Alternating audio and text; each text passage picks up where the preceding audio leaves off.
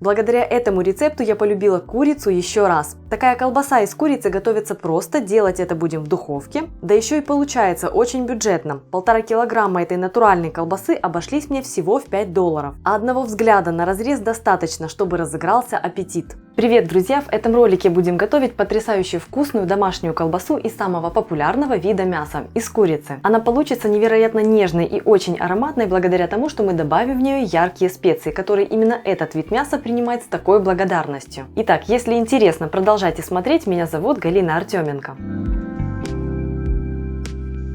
Список ингредиентов сейчас доступен на экране и традиционно продублирован под видео. Я беру поровну мясо с бедрышек и куриное филе. Можно использовать то соотношение мяса, которое нравится.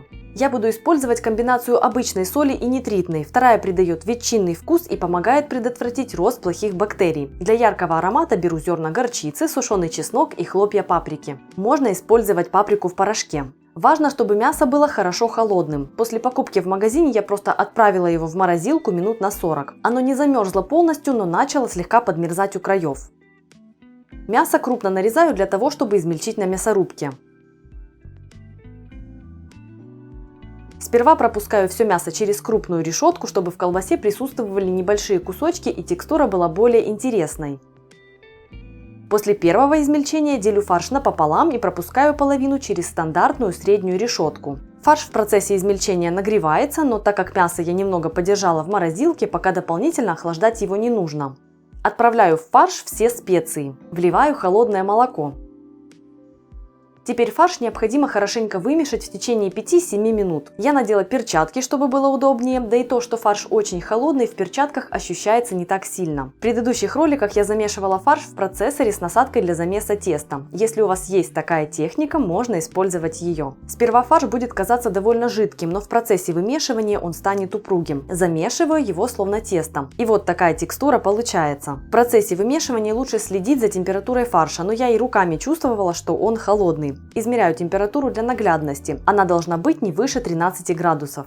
Теперь нужно дать фаршу просолиться и созреть. Для этого перекладываю его в пищевой контейнер и отправляю в холодильник. Так как фарш для этой колбасы не очень крупный, долго выдерживать его не нужно. Пары часов будет достаточно, но если удобно окончить приготовление позже, можно оставить его в холодильнике на ночь. Я именно так и поступила. Это также помогло разбухнуть зернам горчицы и размягчиться паприке.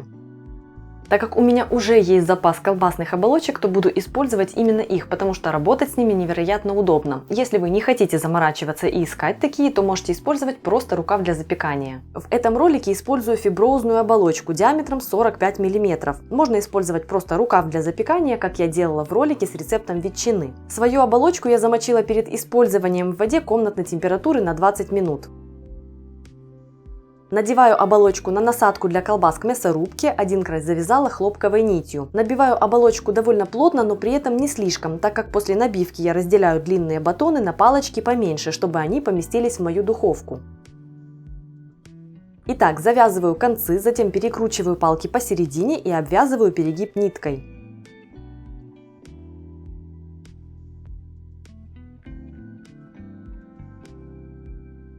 Теперь батоны получились достаточно плотными. Накалываю батоны иголкой, чтобы в процессе приготовления оболочка не лопнула. Кроме того, у меня внутри образовалось несколько пузырьков воздуха, и прокалыванием я от них избавилась.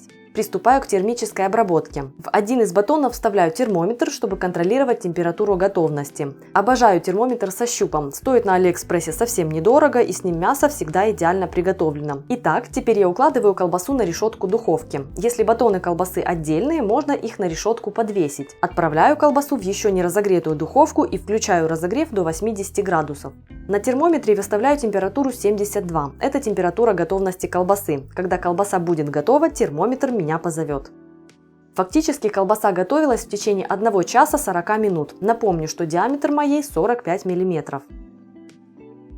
Сразу после приготовления набираю полную раковину холодной воды и отправляю туда колбасу, чтобы быстро охладить ее. Так мы останавливаем процесс приготовления и не даем развиваться ненужным бактериям.